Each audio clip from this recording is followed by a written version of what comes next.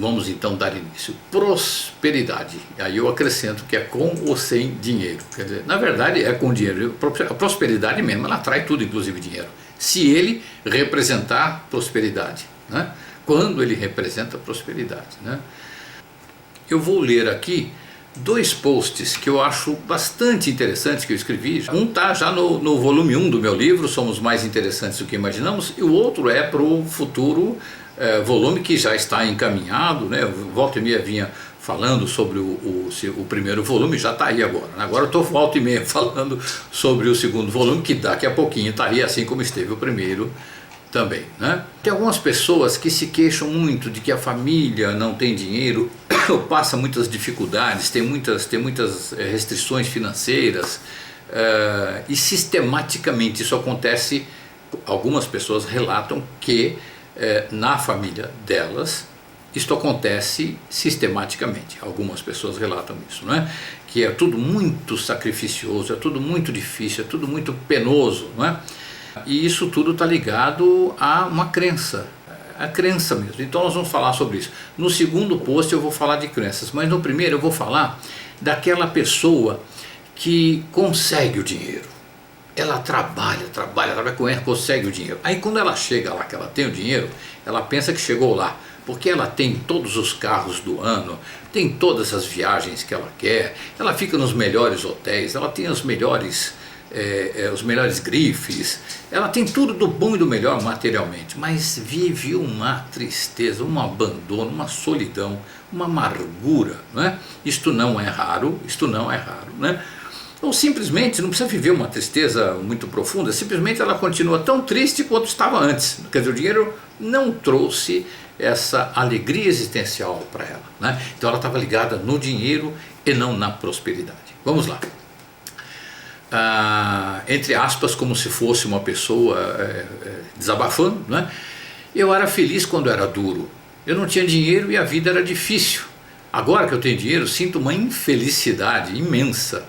Não raro, essa pessoa está dizendo, com outras palavras, o seguinte: quando eu não tinha dinheiro, não sobrava tempo para pensar em mim mesmo de forma existencial. Eu tinha que correr para pagar a conta, era tanta preocupação imediata, tanta emergência, tanto incêndio para pagar e apagar, que mal tinha tempo para o básico da vida exterior. Então eu postergava as questões da vida interior, alegando não ter tempo para isso. Eu sou vítima, né? Poxa, afinal tem toda coisa para fazer, não dá tempo de meditar, não dá tempo de eu me perceber, de eu trabalhar o autoconhecimento, né? Então vai indo, vai atrás do dinheiro, né? Isso não é hipótese, esse aqui não é hipótese do cara que conseguiu, porque tem aquelas pessoas que passam a vida toda e não conseguem, né? Muito bem, aí de fato o nosso sistema socioeconômico atual, ele induz a isso, a esta febre atrás do dinheiro, não é? Haja visto o documentário Thrive, que volta e meia eu recomendo para os nossos queridos aqui, vocês, minhas queridas, meus queridos, assistirem. E recomendo também assistir de vez em quando. Passa 3 meses, assiste outra vez. Porque a gente vê um Thrive, se você vir 10 novelas, pronto, já pagou o efeito do Thrive, então tem que assistir o Thrive de novo. Se você vir o Thrive e vir depois 10 filmes hollywoodianos, já pagou o efeito do Thrive, então assiste outra vez do Thrive, né? Muito bem, de fato o nosso sistema econômico, socioeconômico, ele induz a gente a essa febre do ouro, né? Agora com dinheiro, voltando àquela pessoa, né? Eu estava falando, né, que está desabafando, que quando não tinha dinheiro, né, ela era mais feliz, né? Agora com dinheiro ela está materialmente mais confortável.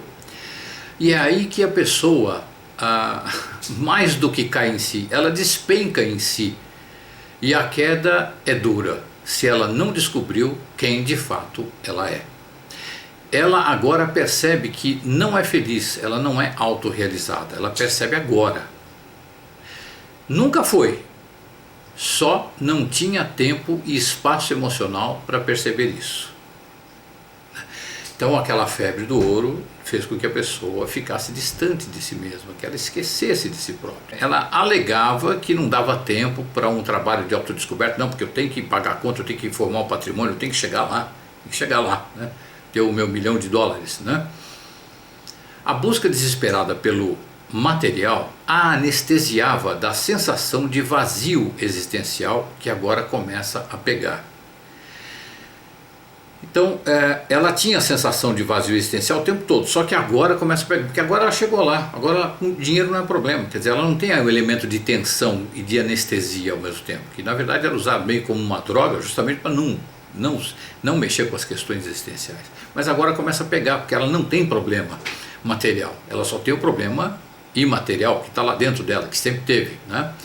A pessoa que percebe o que está acontecendo, se a pessoa percebe isso, se ela quiser resolver essa questão, ela vai ter que fazer o que nós deveríamos fazer sempre. Primeiro, buscar a nossa identidade e a nossa vida interior. Poucos fazem isso, a maioria fica curtindo o vácuo existencial para o resto da vida. A indústria do tabaco, a das bebidas alcoólicas, os traficantes de drogas e os laboratórios agradecem de todo o coração. Porque essas pessoas que querem viver distantes de si próprias, não obstante elas quererem a distância, não dá, não tem jeito. O clamor pela identidade pessoal, ele fica insistente lá, ele fica incomodando, ele fica adoecendo. Ninguém nega a si próprio sem pagar com a própria vida por isto. Então a pessoa chegou lá, ela não quer mexer com as questões existenciais internas dela, ela não quer de jeito nenhum mexer nesse vespeiro, né? Mas o clamor fica lá. Então o que ela usa? Ela começa a fumar, ou fuma mais, ou bebe, ou trafica drogas, ou enfim, consome drogas lícitas e ilícitas, né?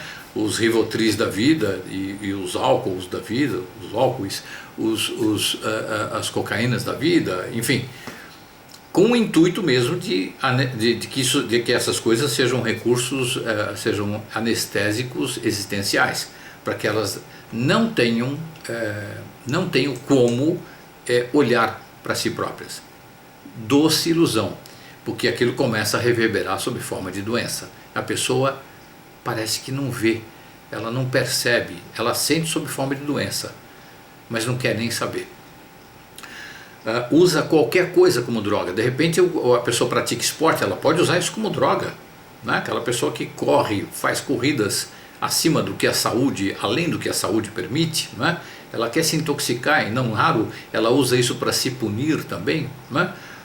Bom, o dinheiro não leva, não traz e nem manda buscar a felicidade, a autorrealização. Ele não leva embora, ele não traz a felicidade e não manda buscar a felicidade, a autorrealização.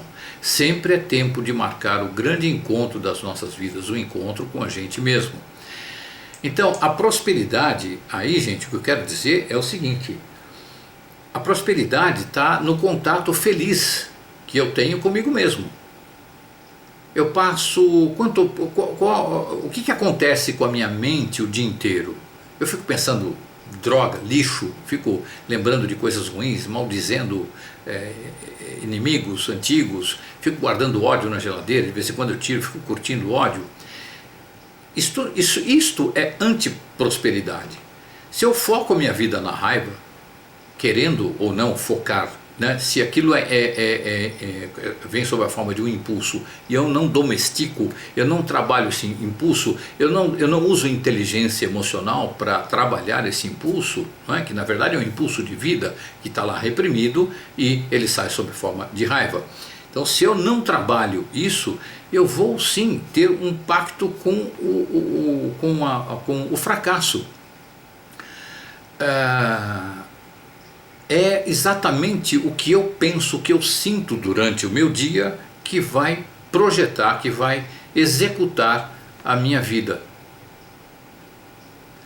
Então, digamos até que eu fique obsessivamente atrás de dinheiro e me torne um milionário, né? Mas se eu não trabalhei esse meu interior, no sentido de ser uma pessoa feliz, de ser eu mesmo, não vai adiantar nada.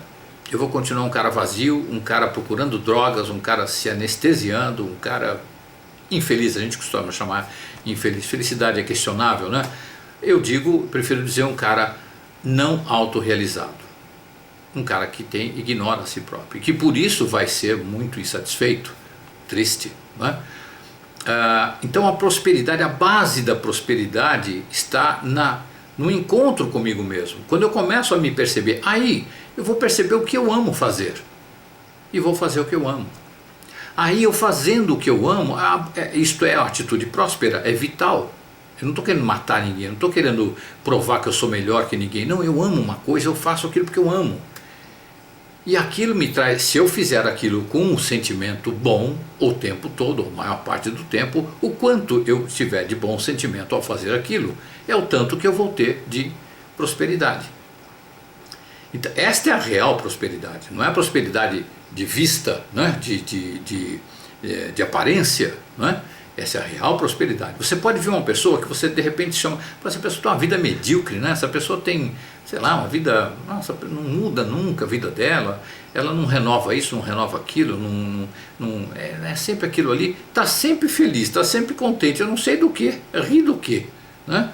Mas você pode encontrar pessoas assim que são absolutamente prósperas, felizes, são saudáveis. Ela não é milionária, mas não falta o suficiente para ela se sentir feliz. E isso é prosperidade. Este é o conceito de prosperidade, que é diferente do conceito do consumismo, que a gente vê na novela, que a gente vê no filme hollywoodiano, que a gente vê nas revistas, essas revistas que têm uma profundidade intelectual, estou sendo irônico, uma profundidade intelectual absurda, que aparece fotografias de famílias pretensamente bem-sucedidas, né? A gente começa a achar que isto é a meta, que isto é, se eu chegar lá, aí eu sou feliz. Equívoco.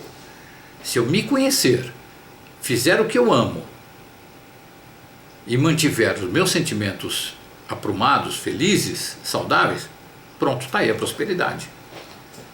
Aí eu escolho quanto mais eu quero fazer, quanto menos eu quero fazer, né? Vem a questão não é o dinheiro em si, o montante de dinheiro, é o tanto que você tem de felicidade. O tanto que você vibra de felicidade, aquilo reverbera, aquilo frutifica também em dinheiro. Também em dinheiro, não só em dinheiro, é que a gente está muito focado sempre no dinheiro, não é? Aí você vai ter o dinheiro para fazer o que você precisa fazer, o que você quer fazer, né? E vai se iludir menos. Quando você olhar para uma pessoa pretensamente próspera, segundo a mídia, segundo o social, você vai olhar para aquilo ali, aquilo não vai te tocar tanto, porque você já tem de sobra dentro de você aquela sensação de felicidade que aquela pessoa parece ter. Pode ser que tenha, pode ser que não tenha, ela só parece ter, né? Muito bem, gente, vamos para o segundo post aqui, não é? Aí sim vamos falar de crenças. No que você acredita? Pensa bem agora, vou dar um tempinho, uns 5 segundinhos, 10 segundinhos para você pensar no que você acredita. Você acredita em que religião que você tem? Como é que é a sua relação com o divino? Você acredita que as coisas dão certo porque tem alguém que favorece você? Ou você puxa o saco de alguém e as coisas dão certo? Você acredita que só com sacrifício, muito sacrifício, você consegue ser feliz, né? Você acredita que determinadas coisas que não afetam a vida de ninguém negativamente, mas porque a moral diz que não é legal, você acredita que essas coisas têm que ser seguidas à risca e que isso vai te trazer felicidade? Enfim, pensa bem no que você acredita. Às vezes, por mais liberal que seja aparentemente a nossa vida, lá no fundo, pode ser que existam crenças que nos surpreendam. Ah, mas eu sou um cara extremamente liberal, eu sou uma pessoa totalmente solta, livre e tal, e vai ver no fundo não é nada disso. Então por isso que é bom refletir sobre as crenças, não é? A resposta para essa pergunta, no que você acredita, pode ser longa, mas basta você dar uma olhada em como está a sua vida. Todas as coisas boas e coisas não tão boas, são resultados de suas crenças. Todas as coisas boas e não tão boas, e ruins até, que você considera ruins, sente, vive como ruins, são resultados das suas crenças. é a sua autoria. Não é só a sua autoria, mas é a sua autoria, principalmente a sua autoria. Você arrumou parceiros, cúmplices, né? Atraindo, né? Se alguém acredita que o dinheiro é fruto de muito sacrifício, e não só do trabalho, assim acontece para essa pessoa. É assim que vai acontecer. Se alguém acredita que o amor romântico não existe, não, isso é uma coisa babaca, isso é coisa de menininho, isso é coisa de adolescente, imagina, uma coisa, assim vai ser para a sua vida. Você está determinando. Se alguém acredita que um corpo saudável não é possível, mesmo com as limitações que a pessoa tenha, assim vai acontecer para essa pessoa. Se alguém acredita que é uma pessoa de sucesso, assim vai acontecer para essa pessoa. A pessoa pode passar a vida brigando contra o destino traçado inconscientemente pelas suas próprias crenças. A pessoa pode passar a vida brigando contra o destino traçado inconscientemente pelas próprias crenças. Ou seja, as crenças trouxeram para ela uma realidade que não é legal. Ela nem sabe que foram as crenças que trouxeram aquela realidade. E a pessoa passa a vida brigando contra essa realidade, gerada inconscientemente pelas crenças da pessoa. Mas vai conseguir, mas apenas conseguirá mais frustração. Essa briga já nasceu perdida, né? Não é a briga que modifica uma crença, é o autoconhecimento. De repente alguém fala para a pessoa, olha, você tem uma crença negativa, você tem uma crença não sei o quê, tá, então vai ver, agora eu vou, e vai brigar com a crença. Não é por aí, não é por aí. Algumas pessoas se iludem quando pensam que venceram as crenças pela briga contra o destino, porque se prendem ao resultado de uma vitória setorizada. É aquilo que eu estava falando, a pessoa de repente põe o sentido da vida dela no ganhar dinheiro, no obter um grande amor, enfim. Então ela acha que ela conseguiu, então pronto, está resolvida a sensação de autorrealização dela, né? Ela é próspera, né? Então algumas pessoas se iludem quando pensam que venceram as crenças pela briga contra o destino, porque se prenderam ao resultado de uma vitória setorizada. Eu tenho dinheiro, logo eu sou feliz. Por exemplo, uma pessoa aprendeu com a vida que o dinheiro é fruto de sacrifício, lutou e conseguiu muito dinheiro, sucesso financeiro total, sucesso existencial apenas aparente, porque para ele a luta sacrificou a saúde ou o amor, porque ele focou só no dinheiro, em detrimento de outras coisas. Então ele conseguiu o dinheiro que ele queria, mas ele sacrificou a saúde ou o amor, né? Então isto não é prosperidade, isto não é prosperidade, é equívoco, né? Primeiro a pessoa precisa perceber que tem uma crença destrutiva. Depois entender que através de treino e disciplina, para isso existe um trabalho de coach, o trabalho que eu faço de coach relacional é nesse sentido, tem esta função. Depois ela precisa, né, que ela descobre que tem uma crença destrutiva, ela precisa entender que através de treino e disciplina poderá trocar de crença automaticamente depois que passa a se perceber. Quando eu começo a me conhecer mais, a crença ruim ela vai para o brejo. Me conhecer através dos meus atos, através dos novos atos, das novas ações, não é? Eu posso retirar as minhas crenças lá do inconsciente, pronto, faxinou, limpou, mas aí eu volto para a mesma vidinha, com os mesmos hábitos, inclusive de pensamento. Não adianta nada, e volta tudo. Então o que precisa é tirar a crença, fazer um trabalho, por exemplo, como de Theta Healing, e tirar as crenças, aí muda, aí que entra o trabalho de coaching relacional. Mudar a forma de interagir com a vida.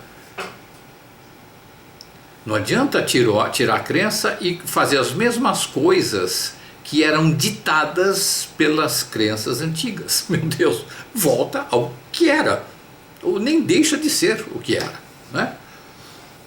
O resultado de um trabalho de autoconhecimento é sempre maravilhoso, nem sempre agradável. Por exemplo, às vezes é bem difícil aceitar que durante boa parte da vida a pessoa estava enganada sobre si própria em algum aspecto. Chegam lá pelos tantos anos, por exemplo, 62 anos como eu tenho, e a pessoa descobre que ela passou a vida toda equivocada sobre uma coisa que ela acreditava muito e era um equívoco. Enquanto era uma crença, ela suava, lutava, fazia. Isso pode ser no aspecto moral, profissional, pode em vários aspectos, né? E ela percebe que passou a vida equivocada. Então ela olha para trás e vê o quanto ela perdeu. Poxa, eu perdi demais. A minha vida acabou, minha vida foi pro lixo. Meu Deus. Se a pessoa está pensando isso, ela está viva, tem tempo pela frente para viver melhor. Então, era equívoco, então a gente muda já, como é que faz? Tá, então é diferente, é assim, tá, então vamos fazer assim, e muda. E começa a aproveitar. Mas, puxa vida, né? São 62 anos, quantos anos eu tenho mais pela frente? Mais, sei lá, 30, 20, 10, 5, não sei. Muito pouco em relação a... Eu não vou viver mais 62 anos, é muito difícil que isso aconteça. Já é outra crença ruim também. E aí ela fica comparando. Então minha vida foi percentualmente mais um desperdício do que um ganho. Mentira, a gente está aqui aprendendo. Que bom que aprendeu agora. Tem tanta coisa que eu vou morrer sem saber. Então quando tiver com 90 e muitos anos, sabendo que vai morrer daqui a pouquinho, um pouquinho mais tempo para aprender, porque está acabando, né, acabando a aula. Eu quero aprender mais. Isso seria um pensamento, um sentimento, uma postura próspera diante da vida, né?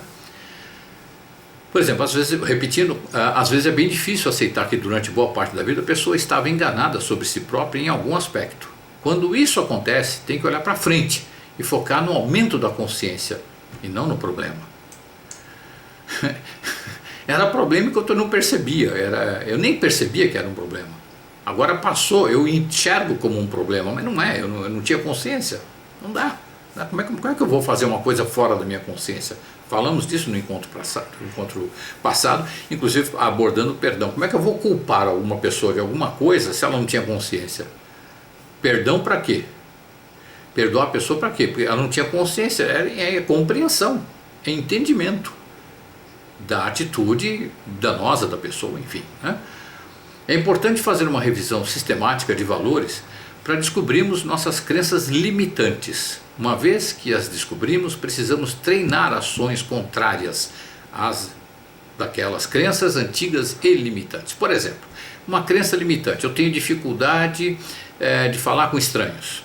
O treino sistemático deve ser conversar com estranhos de forma simpática. É o contrário. Não, mas eu tenho dificuldade, eu acabei de falar, eu tenho dificuldade. Não, treina.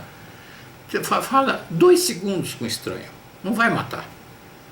Eu acho chato falar com estranho numa festa, só tem estranho, eu fico lá 4 horas, não dá nem para pensar. Então, quando você for botar gasolina lá no seu posto de gasolina, ou se for na padaria, conversa 2 segundinhos lá com a moça que está atendendo, ou com o frentista do posto, conversa ali 2 segundos, quando você aguentar, mas treina, faz o contrário, é o treinamento.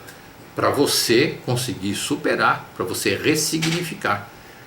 Tem crenças que levaram você até essa dificuldade de conversar com estranhos. Quando você começa a conversar com estranhos e cada vez mais, você pode estar destruindo, quebrando essas crenças aos pedaços. Porque você está ali, você está superando. Na medida que é chato, é difícil, claro que é lógico. Ninguém gosta de ficar fazendo... o atleta, quando tem que fazer fisioterapia, não gosta, mas ele faz a fisioterapia e fica melhor do que estava antes. Se machucou, fez a fisioterapia, está melhor, né? A ideia é essa, né? O treino precisa ser gradativo, de preferência acompanhado e orientado. É aí que eu falo num trabalho de coaching relacional, né? De tanto treinar a transformação de crenças limitantes em crenças libertadoras, a resposta à pergunta inicial, que é no que você acredita, vai ser na ampliação da minha consciência, que é a melhor crença. Eu acredito na ampliação da minha consciência. Essa é a minha crença básica, fundamental, que ajuda, me expande em todas as direções. É prosperidade para tudo que é lado, é só saúde, né? Autoestima saudável com foco no afeto. Presença de consciência, autoconhecimento, percepção de si próprio, que é a prosperidade. É a fertilização da prosperidade, que é o autoconhecimento, que é a consciência, né? Presença de consciência é ausência de problema. Então quem tem 100% de consciência, os iluminados, os mestres iluminados, esses aí não tem problema, né? Agora, na medida que a gente tem problema, significa pouca consciência, então vamos meditar.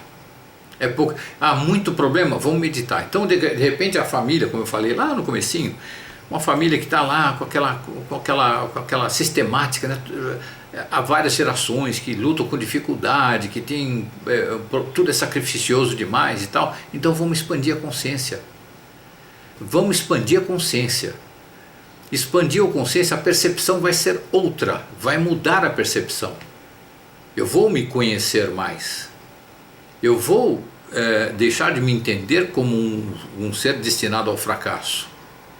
Eu vou perceber em mim o quanto existe de um ser próspero possível e botar esse cara para funcionar, para viver, porque estava guardado ali atrás do comportamento gerado, determinado por aquela crença hereditária, vamos dizer assim, né? É isso, minhas queridas, meus queridos.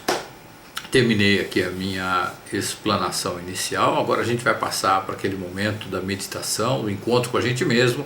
É o momento que faz com que a gente se conheça mais. Aqui a gente faz 3 minutinhos, mas eu recomendo meia horinha por dia, no mínimo 1 hora por dia, se for possível, ou sempre que for possível, o quanto for possível.